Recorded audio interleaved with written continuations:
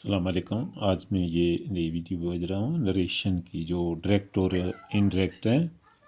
तो ये पहले भी मैं भेजी है, लेकिन ये बहुत ही अच्छा टॉपिक है, इसको आप अच्छे तरीके से देखें।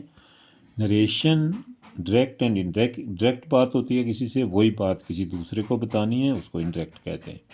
ही said to me I do not understand your point of view. तो सेड पास्ट टेंस है, इसलिए ये टेंस प्रेजेंट इंडेफिनिट टेंस है। डू और डज लगता है या वर्ब की पहली फॉर्म लगती है। पास्ट इंडेफिनिट टेंस जाते हैं तो डू जो है वो डिड में जाएगा। तो ये सिंपल सेंटेंस है रिपोर्टेड स्पीच का, और यहाँ होगा ही टोल्ड मी, टू जो है वो नहीं लगता। तो सिंपल है तो दैट लगेगा। आई फर्स्ट पर्सन है, ही के पास जाएगा। दैट ही डू का did not understand my he, हाँ I do not understand your point view. तो यू जो है ये सेकंड पर्सन है, ये आई के पास जाएगा, मी के पास जाएगा। और आई जो है फर्स्ट पर्सन है, वो ही के पास, यानी ये इसकी स्पीच है, ही की स्पीच है। जब आई ही बनेगा तो यू क्या बनेगा, माई।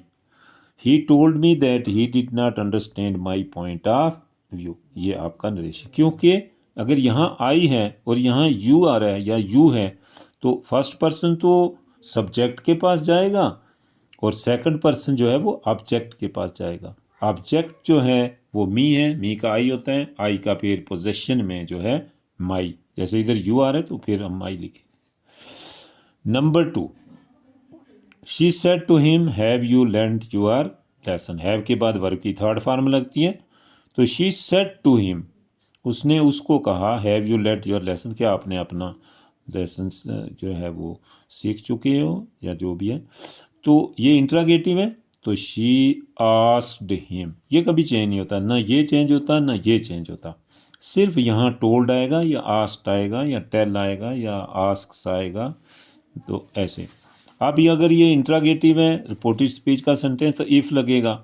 यू जो है वो आएगा सीधा, सेकंड पर्सन है, हिम के पास, हिम का सब्जेक्ट ही है। इफ ही हैड, हैव का क्या बन जाएगा, हैड, क्योंकि प्रेजेंट परफेक्ट पास्ट परफेक्ट में जाता है। If he had lent, have के बाद भी वर्ब की थर्ड फॉर्म है, हैड के बाद भी वर्ब। तो if he had lent his lesson, ये दूसरा सेंटेंस जो है। अब ये पास्ट इंडेफिनिट टेंस है। जब पास्ट इंडेफिनिट टेंस होता है तो फिर आगे जो रिपोर्टेड स्पीच के जितने भी टेंस हैं वो उनकी काफ़ी अलग अलग कंडीशन है कि कौन सा किस में चेंज होता है। मैंने time I have told you. तो अभी तीसरा सेंटेंस है, you said to me were you not at home yesterday. तो यू, अब ये इंट्रागेटिव है, यू आस्क्ड मी, ये ना यू चेंज होता ना मी, टू खत्म हो जाएगा, you asked me if I was not at home the previous day. क्योंकि ये वाज या वर है तो वो वैसा ही वाज या वर ही रहेगा, लेकिन यस्टरडे का हो जाएगा द प्रीवियस डे। चौथा सेंटेंस है, he says to me I shall complete my course. अब देख लो, ये प्रेजेंट इंडेफिनिट टेंस है और ये फ्यूचर इंडेफिनिट टेंस है। अगर present indefinite tense reporting verb में होगा तो रिपोर्टेड स्पीच में तो वो चेंज ही नहीं होगा, वही रहेगा। तो अब ये सिंपल है, तो ही टेल्स मी, देखा ना ही चेंज होता ना मी, सिर्फ टू जो है वो भाग जाते हैं। ही टेल्स मी सिंपल है that first person will be change according to the subject of the reporting verb. तो रिपोर्टिंग वर्ब का सब्जेक्ट क्या है, ही। दैट ही, तो आई के साथ शैल लगे, ही के साथ क्या लगेगा, will. He will complete his lesson. अगर आई माई होगा तो ही क्या होगा, हिज कोर्स या जो भी है। दे सेड टू अस, पांचवा है कि he plays hockey in the school. अब ये सेड है, से की दूसरी फॉर्म है, ये पास्ट इंडेफिनिट टेंस है और ये सिंपल है तो टोल्ड आएगा। They told us that he, third person of the reported speech will never, he she it they, कोई नाम होगा वो चेंज नहीं होता, इसलिए वही रहता है, सेम रहता है।